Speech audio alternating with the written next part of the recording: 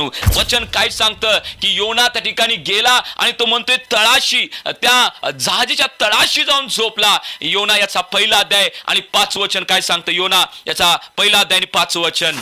खलाशी घाबरले व आपापल्या दैवतांचा धावा करू लागले. मग त्यांनी जहाज हलके करण्यासाठी त्यातील माल समुद्रात फेकून दिला. योना तर जहाजाच्या तळाशी जाऊन गाढ झोप घेत पडला होता. माझ्या प्रियाला मी पाहतोय की योना त्या ठिकाणी जहाजाच्या तळाशी गेला होता.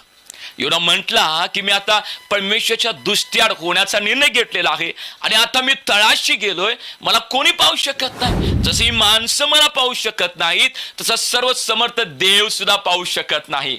आम्ही किती त्या ठिकाणी अशा मूर्खपणाच्या गोष्टी बोलतो, विचार करतो. योना सारखे हे जे मी कृत्य करत आहे, माझ्या पत्नीपासून दूर आहे, मला पाहू शकत नाही. हे जे मी कृत्य करत आहे, माझ्या वडिलांपासून मी दूर आहे, हे कोणी पाहू शकत नाही. हे जे मी वाईट कृत्य करत आहे, हे मी माझ्या पाळत मला पाहू शकत आहे, त्यांच्यापासून मी दूर आहे. जसं योनाने विचार केला की मी परमेश्वरच्या दृष्टीआड होतो आणि मी त्या ठिकाणी नावेच्या तळाशी, त्या जहाजाच्या तळाशी जाऊन झोपतो, मला कोणी पाहू शकत नाही.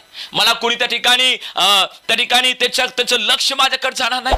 योनाने असा विचार केला. प्रिय लोकांनो, तसं आम्ही सुद्धा विचार करत असतो. पण तू कोणताही मनुष्य आम्हाला जरी पाहत नसेल, आमची आई असेल, आमचे वडील असतील, पाळक साहेब असतील, देवाचा सेवक असेल, आमचा त्या ठिकाणी मित्र असेल, पती असेल, पत्नी असेल, कोणीही आम्ही वाईट कृत्य करताना कदाचित आम्हाला पाहू शकत नसेल. पण ते लक्षात आणि ध्यानात ठेवा, सर्व समर्थाची नजर आमच्याकडे आहे. तो सर्व समर्थ आम्हाला पाहत आहे. जिथं कुठं आम्ही असू, जे कृत्य आम्ही बरे किंवा वाईट आम्ही करत आहोत, परमेश्वराचं लक्ष त्या ठिकाणी आहे. तो राजा आम्हाला पाहत आहे, तो परमेश्वर आम्हाला पाहत आहे. प्रियानो,